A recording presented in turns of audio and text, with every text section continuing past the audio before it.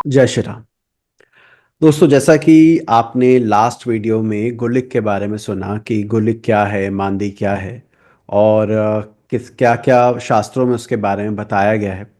तो मैंने आप लोगों से कहा था यदि आप चाहते हैं कि हम इसकी कैलकुलेशन भी करके दिखाएं कि ये कैसे निकलता है, क्योंकि इसको लेके बहुत सारे डाउट्स हैं। तो एज एक्सपेक्टेड बहुत सारे कमेंट्स आए थे और बहुत सारे लोगों ने कहा था कि हाँ, हमारा इंटरेस्ट है इसका मैथ समझने में। तो आज हम उसी के बारे में बात करेंगे। और पहले ही बता दूं कि इसका मैथ्स इतना कोई डिफ़िकल्ट नहीं है। अगर आपने सेवन्थ एट तक भी अगर आपके पास गणित था तो आप आराम से इसे निकाल सकते हैं। इसमें कोई बहुत ज़्यादा दिमाग लगाने की ज़रूरत नहीं होती है, तो डरने वाली बात नहीं है और बहुत इजी मेथड है। एक चीज़ और भी कहूँगा, एक शॉर्टकट भी है, वो मैं बिल्कुल लास्ट में बताऊँगा कि आपको इतना मेहनत करने की ज़रूरत ही नहीं पड़ेगी। आप वैसे ही, आपको बस सोचा ये अच्छा यहाँ होगा गोलेक, आप ऐसे बता सकते हैं। लेकिन वो शुरू में नहीं बताऊंगा मैं, उसमें थोड़ा टाइम लगेगा क्योंकि मेहनत से कमाया हुआ पार्ट है वो। तो इस विषय पर मेरे साथ दो महिलाएं और जुड़ रही हैं। They are very good in astrology. छात्र रहे हैं, हमारे छात्र हैं। एक है मोनिशा भद्रन। मोनिशा जी नमस्कार। नमस्ते sir. And the second one is doctor Lakshmi Vishwanathan. Lakshmi ji नमस्कार। नमस्कार सर। सो ये दोनों छात्र जिनको आप अभी स्क्रीन पर देख रहे हैं, ज्योतिष में अच्छे होने के साथ साथ एक और गुण है जो दोनों में कॉमन है। ये दोनों केरल को बिलोंग करते हैं। और आप लोगों को अगर जानकारी नहीं हो तो मैं बताता हूँ कि गुलिक के बारे में जो सबसे ज़्यादा चर्चा अगर किसी राज्य में होती है, तो जितनी मेरी समझ है मैंने केरल में देखी है। तो ये भी एक कारण है कि इन दोनों को हम लेकर आए हैं कि इनसे भी हमें ज्ञान प्राप्ति होगी। कुछ ना कुछ बताएंगे कि वहाँ पर क्या सुनने को मिलता है, कैसे उसके बारे में क्या क्या चीज़ें प्रचलित हैं। तो आगे बढ़े उससे पहले लक्ष्मी जी कुछ बताना चाहेंगी आपकी, क्या क्या सुना है आपने गुलिक के बारे में। सर हमारे यहाँ गुलिक को भगवान की तरफ पूजा दिया जाता है। अरे वाह। यहाँ मंदिर होता है। हम्म।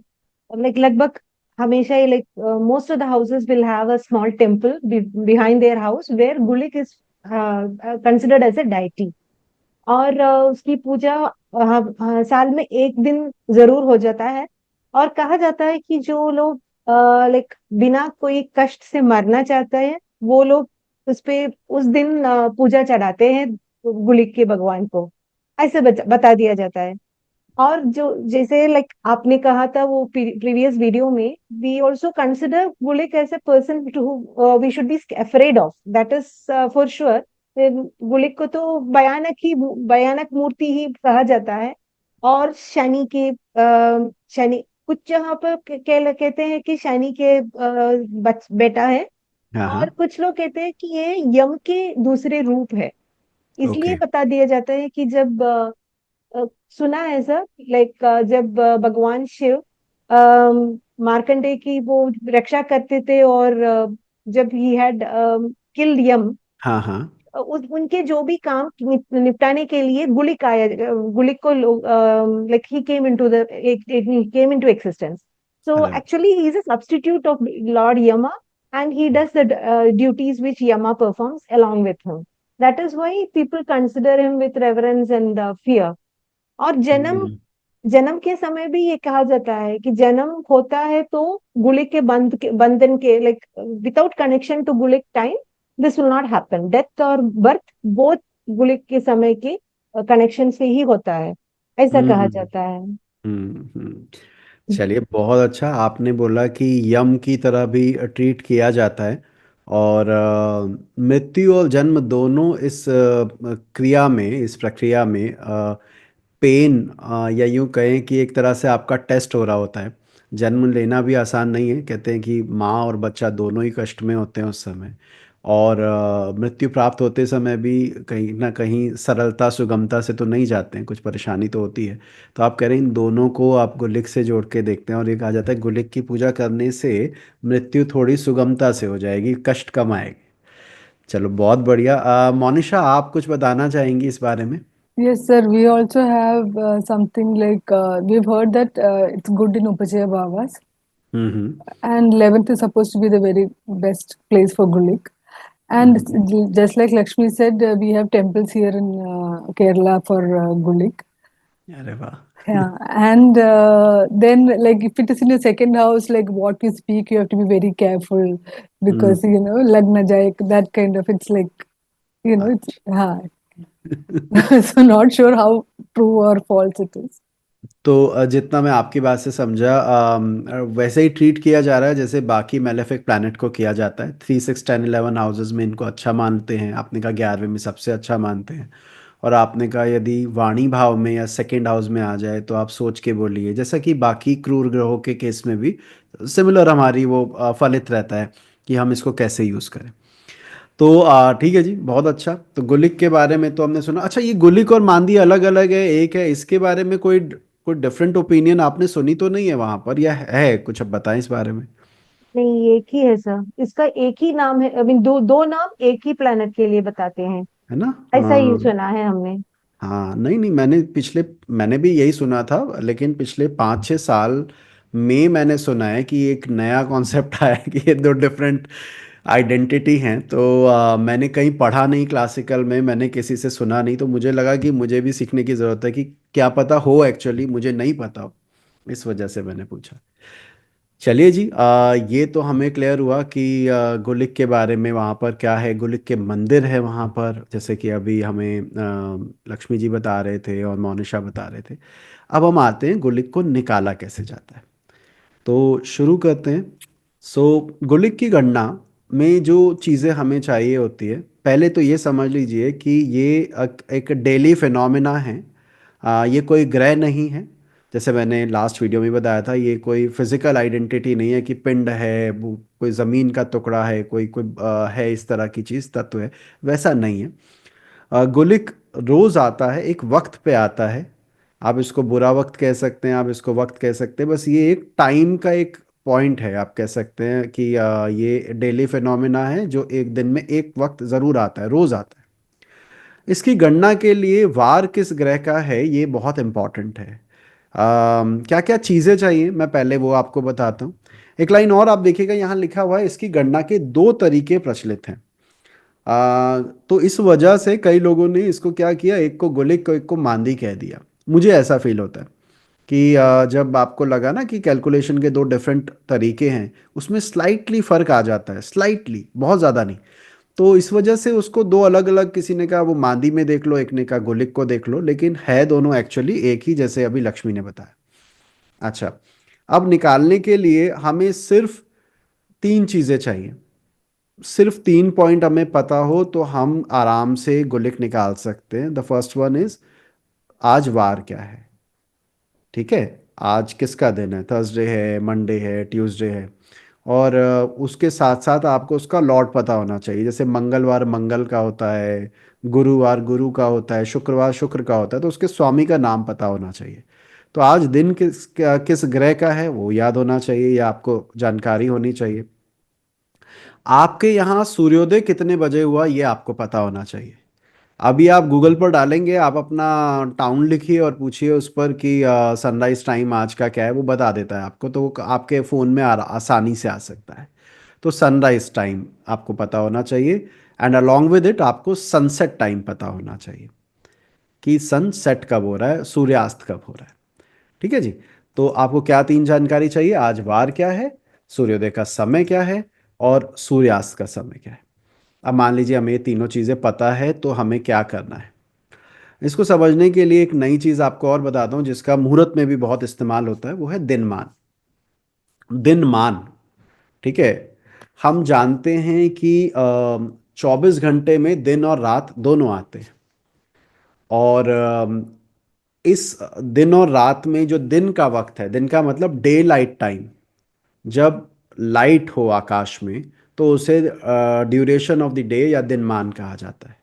आम भाषा में बोलूं, आपने सुना होगा वो महाभारत में जब युद्ध होता था, शंख बजते थे, और जैसे ही सूर्यास्त हो जाता था तो शंख बजाकर ये कह दिया जाता था वॉर को आगे नहीं बढ़ाया जाएगा, आज का युद्ध यहीं रुक गया। तो ये उसी को इंडिकेट कर रहा है। ड्यूरेशन ऑफ डे का मतलब क्या है, सूर्योदय से सूर्यास्त की दूरी, कितने घंटे तक सूर्योदय से सूर्य अस्त हुआ, कितना टाइम तक दिखा। ठीक है। आइडियली 24 घंटे का दिन होता है। अगर दिन और रात दोनों बराबर हो तो हम कहेंगे 12 12 घंटे का होगा, 12 घंटे का दिन, 12 घंटे की रात। पर हम ये भी जानते हैं कि सर्दियों में सूर्योदय लेट होता है और सूर्यास्त जल्दी हो जाता है, और गर्मियों में सूर्योदय होता भी जल्दी है और सूर्यास्त भी लेट होता है, मतलब टाइम बढ़ जाता है। तो ये जो दिनमान है ये थोड़ा वेरी करता है। होना चाहिए लगभग 12 घंटे का, लेकिन कभी ये 10.5 घंटे भी हो सकता है, 10 घंटे तक भी जा सकता है, और कभी कभी ये 13 14 घंटे तक हो सकता है। ठीक है लक्ष्मी जी, मोनिशा जी, मेरी बात समझ में आ रही है कि क्या है? Yes. ओके।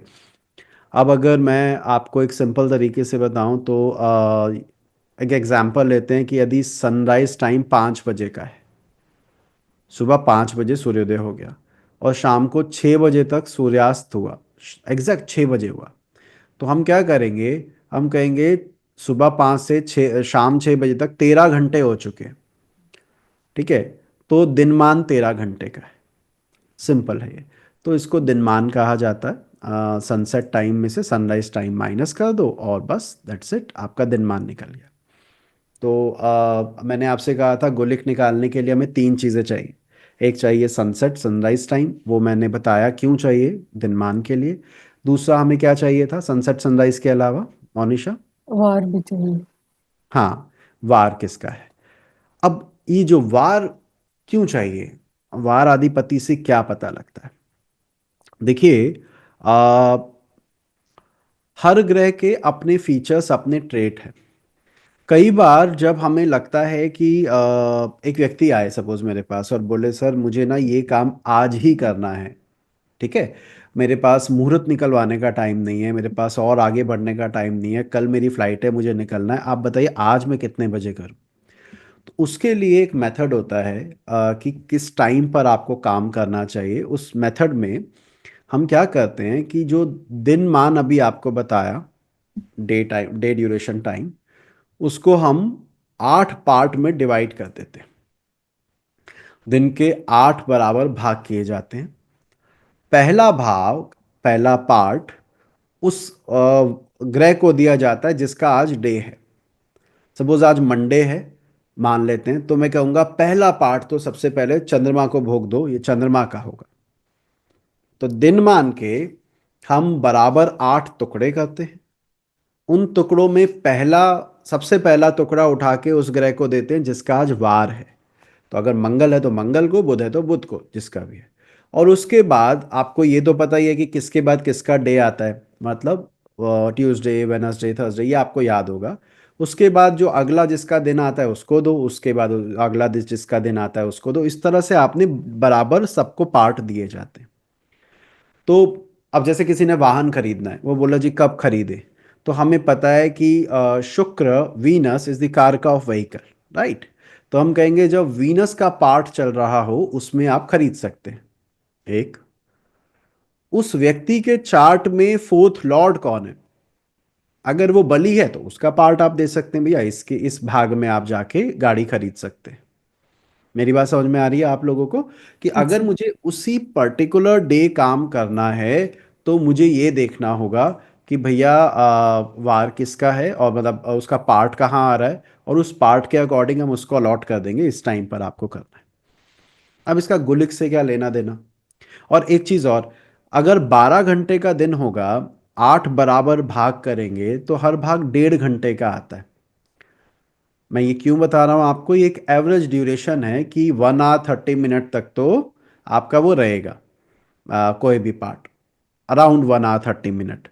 अगेन अगर आपका दिनमान कम है, दिन का टाइम कम है, तो वो पार्ट थोड़ा छोटा हो जाएगा, और अगर दिनमान बड़ा है तो वो पार्ट थोड़ा बढ़ जाएगा, कुछ मिनट्स एक्स्ट्रा हो जाएगा। तो ये इसलिए किया जाता है। अब इसका गुलिक से क्या लेना देना? गुलिक का संबंध शनि के भाग से है। सैटर्न का पार्ट आपको पता होना चाहिए, और सैटर्न का पार्ट अगर आपको पता है तो बस आपको गुलिक का टाइम ही पता लग जाएगा। मैं पूरा निकलवाऊंगा आपसे, 5 स्टेप है छोटे छोटे, वो हम मैं क्या पहला क्या करना है दूसरा क्या करना है वो सब समझाऊंगा। लेकिन अभी आप इसको ऐसे समझिए कि गुलिक का कनेक्शन शनि के भाग से है। अब यहाँ पर 2 3 कंफ्यूजन आती है। पहला, कुछ लोग कहते हैं शनि का भाग जब आरंभ होगा, स्टार्टिंग पॉइंट, क्या उसको ले, या शनि का पॉइंट हम वहां ले जहां, सॉरी, गुलिक का पॉइंट हम वहां ले जहां पर ये एंड हो रहा है। Are you getting my point? ये तो पूरा टाइम शनि का हो गया। आपकी जानकारी के लिए बताऊं मोनिशा जी एंड लक्ष्मी जी, गुलिक काल भी होता है एक, इसको गुलिक काल भी कहते हैं। जब तक सैटर्न का पार्ट रहेगा हम कहेंगे गुलिक काल है, पूरे टाइम को, लगभग 1.5 घंटे का टाइम जो हुआ। भाई क्यों गुलिक काल है? तो जैसे मैंने कहा, जो ग्रह जिस चीज का सिग्निफिकेटर है वो उस टाइम पर देगा। अब सैटर्न को हम जनरली नेगेटिव चीज़ों के साथ कनेक्ट करते हैं, डिले, ड्रैगिंग, डिटैचमेंट, ये वगैरह वगैरह। इसलिए कहा गया कि शनि का टाइम जब तक रहता है उस पूरे टाइम को आप गुलिक काल कह सकते हो। ओके, अब हमें क्या करना है, हमें ये तो पता लग गया गुलिक काल क्या होता है, कितना लंबा चलता है, लेकिन एग्जैक्ट गुलिक बैठा कहाँ होगा कुंडली में, वो कैसे देखें? तो पहले पिता बाद में पुत्र, यानी जब शनि का भाग कंप्लीट होने लगे, लास्ट पॉइंट जब सैटर्न का आएगा, वो पॉइंट गुलिक को इंडिकेट करता है। ठीक है, वो पॉइंट गुलिक को इंडिकेट करता है। कैसे निकालेंगे वो, या कैसे उसको देखते हैं? तो अब पहले आप लोगों से ही मैं पूछता हूँ, लक्ष्मी, कोशिश करो कि अगर आज संडे है मान लो, ठीक है, तो हम्म, शनि का पार्ट कब आएगा, कितने टाइम बाद आएगा? सबसे लास्ट होगा। ऑलमोस्ट सबसे लास्ट होगा, यानी कि पहला सन सूर्य को खुद को मिलेगा, फिर चंद्रमा को मिलेगा, फिर मंगल को, फिर बुध को, फिर वीर को, फिर शुक्र को, फिर शनि को। फिर शनि को। तो हमने पार्ट किए हैं टोटल 8, लेकिन प्लैनेट हमारे पास है 7। 7। वो लास्ट वाले पार्ट के बारे में किसी और वीडियो में बताऊंगा कि वो क्यों खास है, लेकिन जो आपने कहा वो बिल्कुल सही है। 7वें पार्ट जब खत्म हो रहा होगा तो हमारा गोलिक का टाइम आएगा, वहां पर गोलिक होगा। लक्ष्मी, आपने बोला कि लास्ट पार्ट होना चाहिए, लास्ट पार्ट नहीं बोल के हम बोलेंगे 7th पार्ट होना चाहिए। 7th part. 7th part Saturn का होगा, और वो भी जब खत्म हो रहा हो। तो हमें क्या करना है, शनि का वह भाग जहां समाप्त हो उस समय जो लग्न हो वो गुलिक कहलाता है। बस सिंपल सा तरीका ये है, शनि का भाग जहां खत्म हो रहा है, जिस टाइम ओवर हो रहा है उस समय जो लगन चल रहा हो वहीं गुलिक बैठा होगा, सेम डिग्री पर। ठीक है, कैसे? देखो, वैसे तो इधर ध्यान देना, ये आपने जो बोला संडे के दिन 7th पार्ट होगा, तो मैंने कहा 7/8 कर दो, टोटल 8 पार्ट हैं, 7 कंप्लीट हो गया। तो हम यहाँ पर ये फ्रैक्शन आपको याद होनी चाहिए, या ये टेबल आप बना के अपने पास रख लेना। वैसे इसमें कोई ज़्यादा दिमाग लगाने की ज़रूरत नहीं है। जो वार है उसको, जो जिस नंबर पर आ रहा है शनि का भाग, उस समय वहाँ पर उसको वो लिखा हुआ है और टोटल 8 से डिवाइड किया गया है। जैसे अगर आज चंद्रमा का वार सोमवार है, तो सोम, मंगल, बुध, वीर, शुक्र, शनि, शनि छठे पर आ रहा है तो 6/8। फ्राइडे है तो फ्राइडे सैटरडे सेकंड पर आ रहा है, तो देखो वीनस के सामने लिखा है 2/8। क्लियर है? मोनिशा जी, लक्ष्मी जी, ये Yes, क्या sir. लिखा हुआ है? Okay. मरकरी पर अगर हम आते हैं तो चौथे नंबर पर आ रहा है तो 4/8, वो लिख दिया। मैंने साथ में वो डेसिमल में भी पॉइंट वैल्यू लिख दी है, क्योंकि पहले जब हम करते थे, मैनुअली करते थे, तो फ्रैक्शन बड़ा काम आता था काटने के लिए, कैंसल आउट हो जाते थे, आसानी से निकल जाता था। आजकल हम थोड़े कैलकुलेटर वाले बन गए हैं, तो वो डेसिमल वैल्यू को ही सीधा यूज करने लग जाते हैं। तो ये आपकी मर्जी है, आप इधर वाला लो या ये वाला लो, पॉइंट वाला लो। लेकिन अब जो मैं बोलने जा रहा हूं वो बहुत इंपॉर्टेंट है। ये जो मेथड 1 की टेबल है, ये क्लासिकल बुक में दी हुई है, शास्त्रों में ये बताया गया है। वहां पर उन्होंने फ्रैक्शन निकाला है ऐसे, मतलब एक दिन का जो टोटल, हमारे यहाँ पे क्या है, हम घंटों के हिसाब से गिनते हैं ना, 12 घंटे का दिन, 12 घंटे की रात। लेकिन जो ज्योतिष का पुराना तरीका है, जो क्या कहूँ कि एक्चुअल तरीका है, वहां पे दिनमान और रात्रिमान ये 60-60 घटी के होते थे। 30 घटी का दिन, 30 घटी की रात, और पूरा दिन का हो गया 60 घटी। 24 आवर्स को हम 60 घटी लेते हैं। आप में से काफी लोगों को घटी पल में कन्वर्ट करना बताया भी था, शायद आप उस बैच में रहे होंगे। तो खैर अभी वहां पर नहीं जाएंगे हम। तो किताबें क्या कहती है, किताबें कहती हैं कि जी अगर 30 घटी का पूरा दिन है तो 26 घटी पर सैटर्न का पार्ट आएगा ऑन संडे। एक बस 26 को दिमाग में डाल लो, घुसा लो, जो भी समझो, कि संडे को 26 घटी पर वो आना है। And then reduce four, you know, sequence wise चार चार घटाते चलिए। 26 में से 4 गया 22, 22 में से 4 गया 18, 18 में से 4 गया 14, 14 में से 4 गया 10, 10 में से 4 गया 6, 6 में से 4 गया 2। तो आपके ये टेबल रेडी हो जाएगी। आप ये वाला मेथड वन जो है वो किताबों में दिया है कैसे निकालना चाहिए, ठीक है। हमने उसको सिंपल करते हुए 7/8, जो मैंने कहा था 8वां पार्ट 7वां पार्ट करते हुए हमने उसको ऐसे ले लिया। अब ध्यान देने वाली बात यह है कि अगर हम इस मेथड से बनाएं या इस मेथड से बनाएं, क्या थोड़ा फर्क आएगा? तो आंसर है आएगा।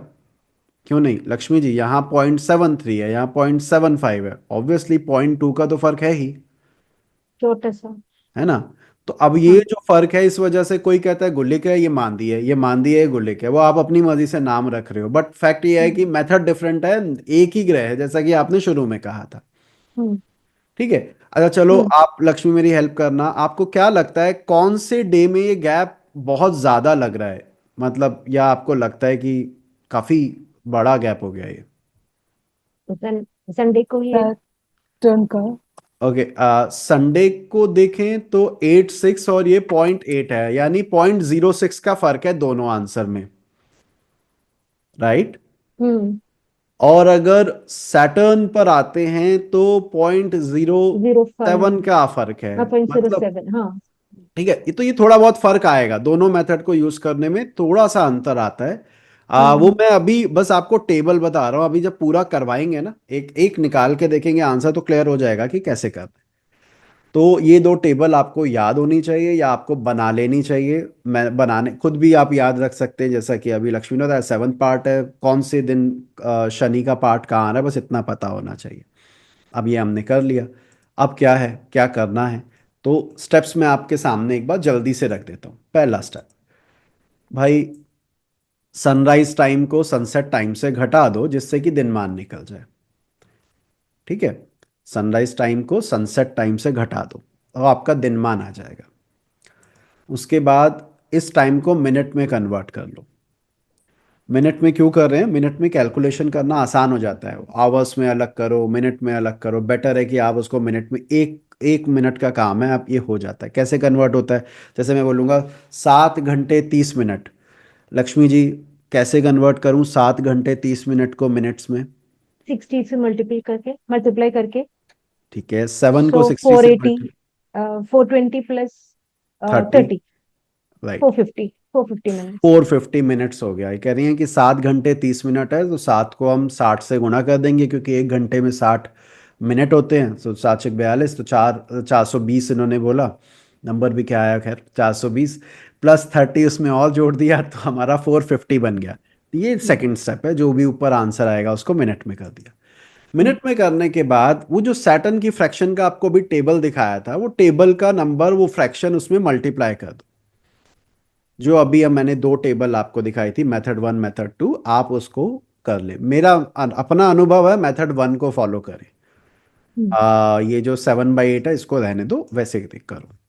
अच्छा, इसके बाद अगर ये कर दिया तो क्या आ जाएगा? तो हमारे पास एक मिनट में एक फिगर आ जाएगी, कुछ भी आ सकता है, वो फिगर आ जाएगी। वो फिगर में जो भी मिनट लिखा है उसको जिस उस दिन जितने बजे सूर्योदय हुआ है उसमें जोड़ दो।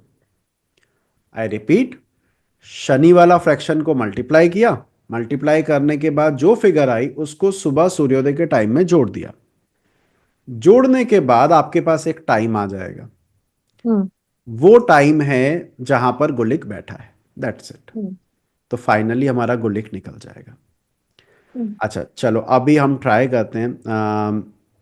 लक्ष्मी जी, आप अगर बता सको, अभी गूगल से पूछ के बता सकती हो सनराइज टाइम आपके यहाँ कितने बजे का है? 6:49 AM। तो अभी आपने मुझे बोला, हमने लिख लेते हैं, आज सबसे पहले ये लिखते हैं आज डे कौन सा है। तो आज डे कौन सा है Lakshmi ji? Tuesday I guess. ये सर ट्यूसडे। ट्यूसडे है। ट्यूसडे, मंगलवार। तो मैंने लिख लिया भाई मंगलवार का दिन। दूसरा मुझे चाहिए था सनराइज टाइम। सनराइज टाइम आपने मुझे बताया, क्या बताया? Sunrise time 6, 6:49 sir. 6:49। So between Kochi and Kozhikode, there's a difference. For me, it is showing 6:45. Okay, no issue. आप Okay. अभी तो हम लक्ष्मी जी से पूछ लिया है तो उन्हीं के साथ चलते हैं। Okay, तो sir. लक्ष्मी जी, आप कोची में ही हो या आप मोनिशा कोची कोई में? हाँ, yes, sir. मनीषा कोच्चि में है, मैं कोഴിക്കോട് में हूँ। अच्छा, ओके, ठीक है। 6:49। अब हमने सनसेट का टाइम लिया, सनसेट का टाइम भी बता दो दोनों देखकर। 6:33 सर, हाँ, 6:33 same. PM। 6:33. 6:33। Yes sir. Okay okay, very good भाई, बहुत आसान हो गया हमारा काम तो। वैसे तो देखो, इसका जो गैप है लगभग 12 घंटे का ही रहेगा, कुछ ज़्यादा फर्क नहीं आएगा, लेकिन फिर भी अब ये हमारे पास तीन चीज़ें। पहला स्टेप हमारा क्या था? सनसेट में से सनराइज टाइम माइनस करना है। अच्छा, सनसेट के करने को मैं इंडियन रेलवे टाइम के अकॉर्डिंग लिख रहा हूँ, यानी 24 आवर्स वाला फॉर्मेट में लिख रहा हूँ। तो मैंने लिखा 1833 और नीचे लिख दिया 6:49, जैसा कि मुझे बताया गया है। अब अगर मैं निकलता हूँ तो मेरे पास आ जाता है 13 में से 9 जाएंगे 4, राइट। और अब ये इधर कैरी कर लिया, इधर 2 बचेगा, 2 से 4 जा नहीं सकते, तो इधर से 6 कैरी किया घंटे के हिसाब से। तो ये 8 में से 4 गया 44, हम्म। और यहाँ पर आ गया 7 बचा, 7 में से 6 गया 1, यानी 11:44 आया। अग्री करोगे आप दोनों? कहीं Yes, गलती यस sir. सर। करूँ बता देना, मैं इतना कोई मैथ्स में अच्छा नहीं हूँ, आप बोलोगे तो फिर दोबारा चेक कर लेंगे, ठीक है? सो अच्छा, अब मैंने आपसे क्या कहा था? इस टाइम को सेकंड स्टेप क्या था भैया, याद हो तो बताओ। अब कन्वर्ट करना है मिनट्स में. फाइन। तो हम जानते हैं। Sir is it not 11 point No, 11:44 only. 11:44? हाँ.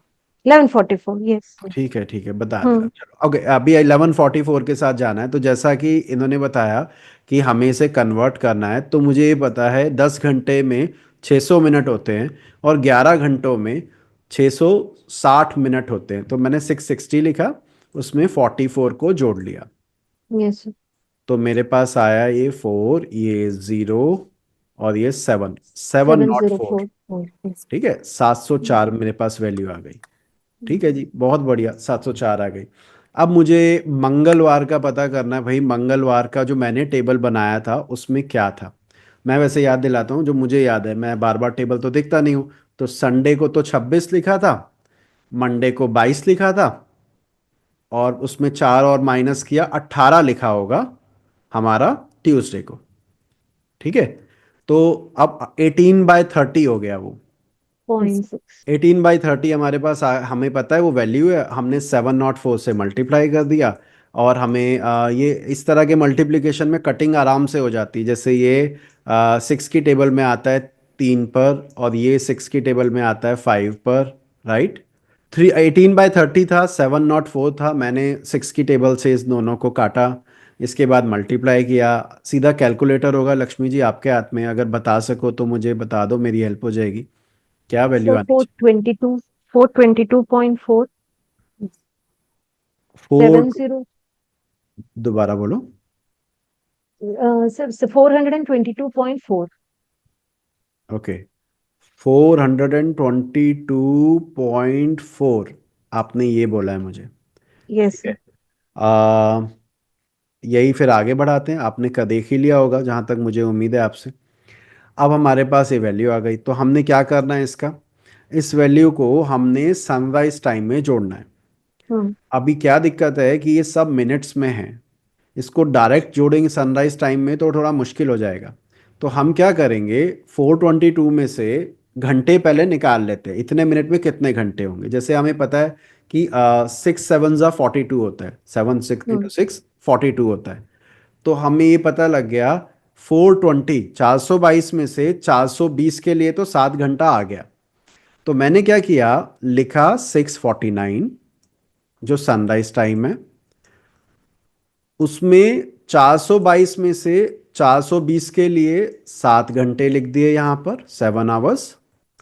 2 मिनट जो बच गया उसको मिनट में ही लिखा रहने दिया। अब बंदा कहे सर ये 4 4 का क्या करूं, ये तो मिनट नहीं है, ये तो और भी छोटा टर्म है, ये सेकंड में होगा, राइट। तो हम्म। हम क्या कर रहे हैं, वैसे ही इसको इतना कोई फर्क पड़ने नहीं वाला 0.4 से, लेकिन फिर भी हम क्यों छोड़े जब हम ऑन पेपर कर रहे हैं तो। तो हम क्या करेंगे, यहाँ पर 4/100 मतलब कहने का लगभग 30 सेकेंड का टाइम, आप 30 नहीं सॉरी 20 सेकेंड का टाइम आपके पास आएगा, 20-25 सेकेंड।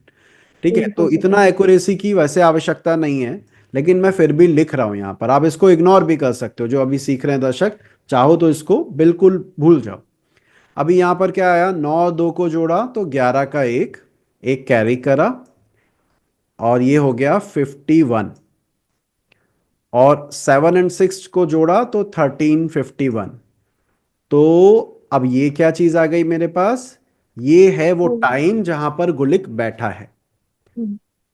यानी जिस जगह पे अभी लक्ष्मी आप मौजूद हैं, वहां की कुंडली अगर मैं 13:51 की बनाता हूं, तो मुझे गुलिक का एग्जैक्ट लोकेशन पता लगेगा कि वो कहां पर है।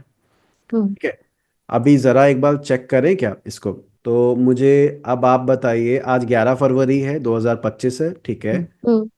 आ, आप केरल में हैं। कोझिकोड। आ, केरल, ओके। और आपने कौन सा बोला, कोझिकोड़ा, कोझिकोड। कोझिकोड। कोझिकोड सर। एक बार टाइम भी वही डालें, टाइम क्या था, 1351। 151, या 1351 sir. 1351, 1351, right. 25। Now you can see, screen hmm. पर ध्यान देना, मांदी 2416 पर है, और लगन भी 2417 पर है। हम्म। दिख रहा है आपको। Yes, हम्म। sir. ये गुलिक को अभी यहाँ हम नहीं पढ़िएगा, ये गुलिक वो वाला वैल्यू से है जो हम वो जो दूसरा वाला करते हैं ना, दूसरा फ्रैक्शन लेते, तो ये गुलिक वाला वैल्यू आता। अभी मैं करके दिखाऊंगा आपको। मेरी बात समझ में आ रही है। यहाँ पर आप हम्म इसको दो दो क्यों देख रहे हैं, मेरे मैं आपको समझाने के लिए दोनों दिखा रहा हूँ, दोनों विजिबल हो रहे हैं आपकी स्क्रीन पर, मांदी और गुलिक अलग अलग। लेकिन एक्चुअली अगर आप टेबल 1 यूज करेंगे, जो मैंने कहा कि एज पर माई अंडरस्टैंडिंग वो ज्यादा एक्यूरेट है, तो वो आ रहा है 24:16, उसी टाइम हम्म पर 13:51 पर।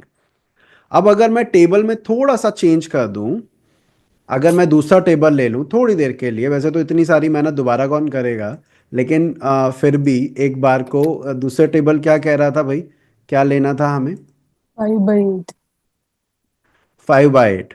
Yes. तो काफी कुछ तो हम निकाल चुके थे, उसको वहीं पर उतना ही लेते हैं। क्या था, 70744 आया था अपना, क्या आया था शुरू में। 704 से 5/8 मल्टीप्लाई करना है। न, अच्छा हाँ, दोबारा बोलो, वो नंबर क्या था, 704। 704 था। हाँ, ओके, yes, sir. ये तो आपने कहा इसमें 5/8 मल्टीप्लाई कर देंगे, आपकी हम्म बात मान लेते हैं। अब मुझे बताओ वैल्यू क्या आई। 440। 440, yes, sir. 440। Yes, sir. Okay, हमने लिख लिया 440। अब 440 को हमने वही 7 घंटे 20 और minutes 20 minute, right. Yes, sir. यही हो गया ना, हम्म। 440 का। और हमें जोड़ना था सनराइज टाइम में, सनराइज टाइम क्या था, 649। 6:49। तो हमने इसको यहाँ पर ऐसे लिखा, और मेरे पास आंसर आया 9, ये 6 का 0, क्योंकि ये 60 हो जाएगा, 60 को तो हम नहीं ले सकते, तो एक हम कैरी करेंगे, तो 14 का 4 और 1 इधर, तो आया 1409, हम्म हम्म। यानी 2:09। चलो भाई, अब 2:09 आया तो इसको भी चेंज करके देखते हैं, ज़्यादा फर्क नहीं है। 2:09, जितना लगन का डिग्री है, सेम डिग्री पर हमें गुलिक मिल गया। तो Yes, sir. आई होप आपको क्लियर हुआ हो कि ये कैसे करना है। आपने अगर मांदी गुलिक दो अलग अलग चीजें नहीं है, पहले तो ये दिमाग में डाल लो, बस ये एक जगह वो क्या करते हैं, लास्ट पार्ट का पॉइंट लेना है। एक जगह कहा गया है कि वो लास्ट पॉइंट कैसे निकाले, उस पर थोड़ा डिफरेंट विवेचना है। वहां पे कहते हैं 26/30 करो, 22/30 करो, उससे थोड़ा सा फर्क आ जाता है। अब उस थोड़े से फर्क की वजह से वो दो अलग अलग दिखने लग जाते हैं, तो इसलिए कन्फ्यूज़न हो जाती है कि भैया ये सही है या वो सही है।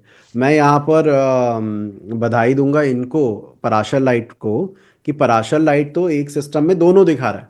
जैसे अभी आपने देखा कि यहाँ पर वो दोनों नजर आ रहे थे, गुलिक भी मांदी भी। अदरवाइज बंदा कंफ्यूज रहता है कौन सा पार्ट है, ये कैसे आया होगा, कैसे निकाला गया होगा।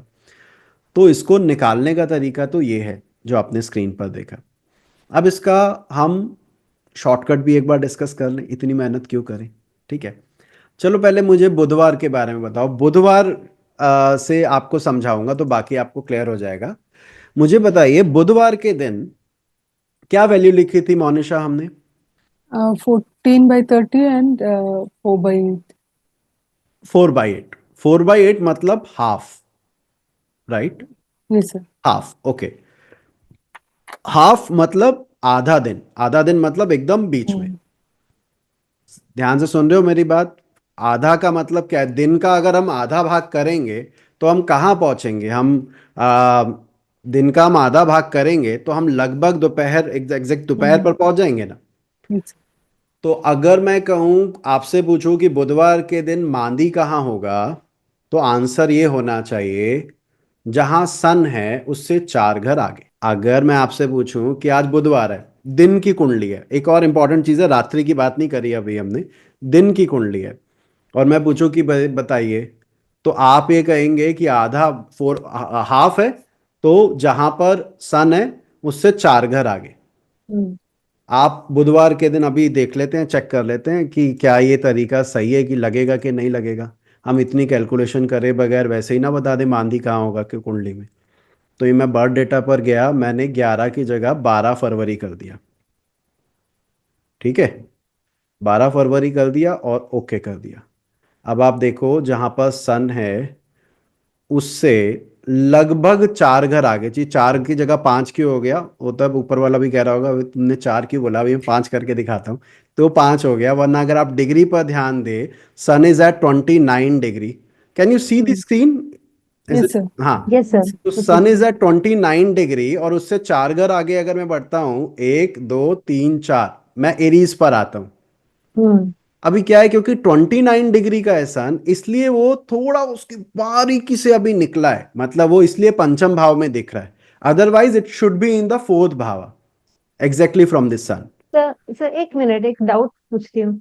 Like, बोलो। I think I missed. Maybe Monisha would have asked the same thing. I was telling Monisha we will be like, if a this 4 houses आगे से, I sun से just आगे told. मतलब mid, it will be in 10th भावा, इसलिए afternoon को 10th house में होगा सन. नहीं नहीं नहीं नहीं, अच्छा चलो ठीक है। आपने बोला कि इसको कैसे देखना है, तो मैं कहूँगा हमें सनराइज टाइम से ही देखना था ना, सारा जो कैलकुलेशन है based on Hmm. Sunrise time. तो automatically it is connected to sun only. Hmm. You hmm. need to check where is your sun posited. You need to know the lord of the day. उसकी जैसे अगर आप मुझे पूछे, आप बोले कि सर शनिवार को बताइए कि गुलिक कहाँ होता है, तो मैं क्या Hmm. करूंगा, मुझे पता है कि शनिवार के दिन फर्स्ट Hmm. पार्ट के बाद ही हमारा वो आ जाएगा गुलिक, सैटर्न का Hmm. पीरियड एंड हो रहा है। तो फर्स्ट पार्ट का बाद ही मतलब कि हार्डली सनराइज टाइम से 1.5 घंटे के अंदर अंदर मेरा गुलिक होना चाहिए। हम्म. ठीक है, अब इसका क्या मतलब है? इसका मतलब है जहां मेरा सूर्य बैठा है उसके आजू बाजू ही मुझे मांदी मिलेगा। Hmm. हम्म. Yes, sir. क्लियर है? शनिवार के दिन हम्म. मुझे गुलिक निकालना है। सूर्य कहाँ पर है? बोला धनु में, तो हम बोलेंगे धनु या मकर में तुम्हारा मांदी है। ठीक है, थोड़ा सा आप लेके चल सकते हैं, क्योंकि ये मैं बता रहा हूँ चेक करने के लिए कि आप चेक कैसे कर सकते हैं। अदरवाइज हम्म. कैलकुलेशन तो हमने समझा ही दी है कि कैलकुलेशन हम्म. ये है। लेकिन अगर इंडिविजुअल कहता है कि सर मुझे अंदाजा लगाना है कि ये गलत तो नहीं बैठा हुआ, तो जैसे जैसे एक एग्जांपल के लिए अगर कोई संडे के दिन मुझे चार्ट दिखाए जिसमें सन इज विद मांदी, मैं कहूंगा चार्ट गलत। हम्म. Hmm. पॉसिबल ही नहीं है कि सन और Yes. मांदी साथ में हो। Hmm. Are Yes. You getting my point? Hmm. Simple शब्दों में कहूं कि सनराइज टाइम क्या है, जब सन जिस साइन में है वो सनराइज टाइम है। हम्म. सन जिस साइन में है वो असेंडेंट में होता है, तो सनराइज टाइम है। तो अब मुझे करना क्या है? मुझे तो बस सन को देखना है कहाँ बैठा है, कितना पार्ट आगे जाना है, उस हिसाब से मैं निकाल सकता हूँ। हम्म. तो ये मांदी आपको वार वार क्यों इंपॉर्टेंट है? शॉर्टकट क्या है कि बस आपको वार पता लगे कि ये वार है, और आप बता दें कि भाई देख तेरा मांदी वहां बैठा होगा, आप आराम से निकाल सकते हो। और जहाँ कैलकुलेशन वाली बात है कि एग्जैक्ट डिग्री पता लगे, नवांशा पता लगे, उसके लिए जो प्रॉपर मेथड है वो मैं आपको समझा ही चुका हूँ। और ये भी बता चुका हूँ कि गुलिक और मांदी दोनों की कैलकुलेशन में क्या डिफरेंस होता है। ठीक है, कुछ पूछना हो इस पे तो प्लीज आप पूछिए। So we can do BTR like this. BTR में इसका इस्तेमाल हाँ किया जाता है, जैसा मैंने उस लास्ट वीडियो में भी बताया था Yes, कि sir. ऐसी मान्यता है कि लगन से ट्राइन में या नवांश में जो ट्राइन में साइन है मांदी से, वो हम्म। आपका लगन बनता है।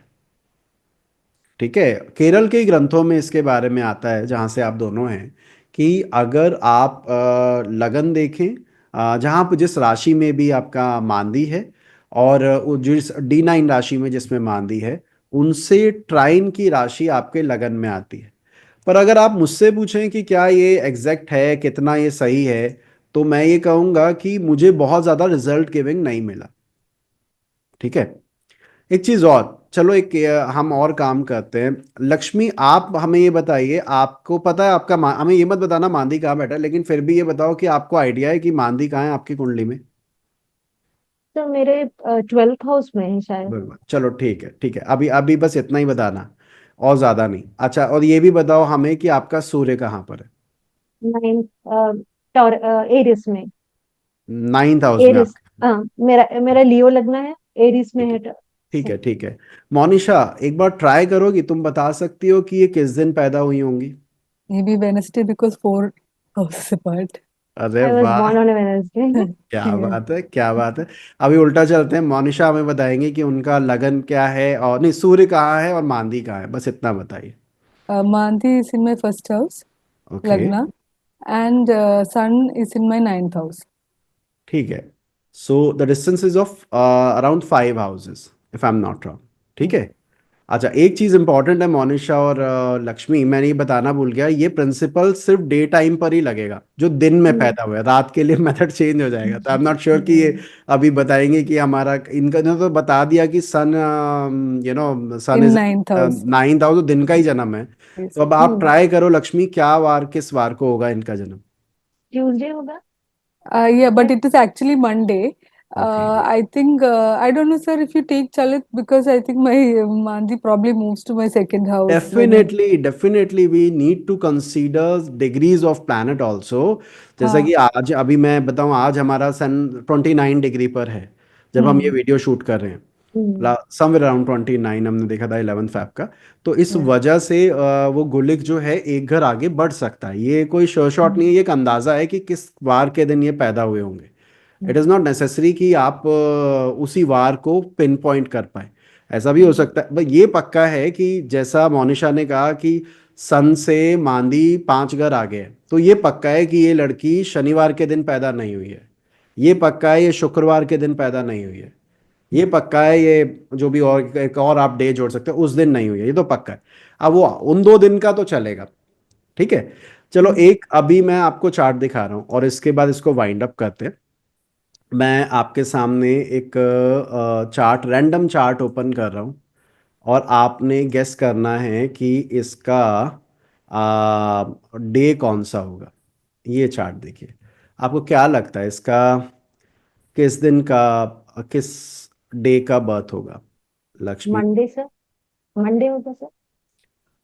ओके, मोनिशा, तुम भी Yes, sir, because of कमाल। even degree wise, it's almost close by only. Okay, आप बोले इधर संडे और मंडे। Yes, sir. संडे और मंडे क्यों कह रहा हूं मैं, क्योंकि एकदम आप बोलोगे ना मंडे ही होगा, हो सकता है आप बिल्कुल सही हो, लेकिन ये अब यहाँ पर तो देखो संडे निकला ना जो मैंने कहा था। तो Hmm. संडे और मंडे आप Hmm. दोनों दिन लेके चलो, बट आप काफी करीब पहुंच गए हैं। ये प्रैक्टिस से आपका हो जाता है। तो हम्म। इससे आपको मांदी कहाँ पर है इतना मेहनत करने की जरूरत नहीं, अंदाजा लग जाता है। बाकी तो अब सॉफ्टवेयर भी देते हैं, और कैलकुलेशन भी आपने समझ ली। ये भी पता लग गया होगा गुलिक और मांदी में कोई अंतर नहीं है, एक ही है, बस ये है कि जो मेथड ऑफ कैलकुलेशन डिफर करके उनके नाम अलग अलग कर दिए हैं। ठीक है। अब आप कुछ पूछना चाहें तो पूछें, अदरवाइज हम चलते हैं। Okay, sir, सर but एक we didn't do कौन। any Falit with it, like. हाँ, हमने फल था, अच्छा सर सभी वहां आज ही से। करना है आपने हैं? नहीं, रुक जाओ। आज इसमें हमारा जो ऑब्जेक्टिव था वो ये था कि हम कैलकुलेशन समझे और कैसे निकालते हैं वो समझे। एंड नेक्स्ट वीडियो में हम क्या करेंगे, इसके पॉजिटिव साइड को भी डिस्कस करेंगे। जैसा थोड़ी देर पहले आप कह रही थी, दोबारा बताना हमारे व्यूअर्स के लिए, सर क्या कह रहे हमारे थे आप यहाँ। बीच में। हाँ सर, हमारे यहाँ कहा जाता है कि अगर लग्न में मांदी है तो वो बहुत ही राजयोग कारक है। हम्म। ऐसा कहा जाता है। And okay, also in our charts, it's usually marked. Usually marked in our chart कुंडली when we are making. हमेशा ही Okay. हमारे मानदी हाँ, in Kerala में जैसे when आप we make the कहते थे charts. ना सर, हाँ चंद्र कुंडली हमेशा कहते थे ना साउथ में चंद्र कुंडली इतनी प्रचलित नहीं है, लेकिन मांदी तो जरूर मार्क किया जाता है। हाँ, अरे वाह। नवांश को more importance दिया जाता है केरल राइट में। Right right D1 right. D9 और देन दे विल हाँ, have this Mandi in the D1 definitely. चलो, और भी जो दर्शक अभी वीडियो देख रहे हैं जो दक्षिण भारत से हैं या जहाँ जहाँ मांदी मार्क किया जाता है, मुझे ये बता रहे हैं कि मैनुअल चार्ट भी अगर कास्ट किया जाता है केरल में, तो वहाँ पर मांदी डिपेक्ट करना नेसेसरी है। किया जाता है, ये प्रैक्टिस है। तो ये मुझे और आप लोग भी, बाकी लोग भी बताइएगा।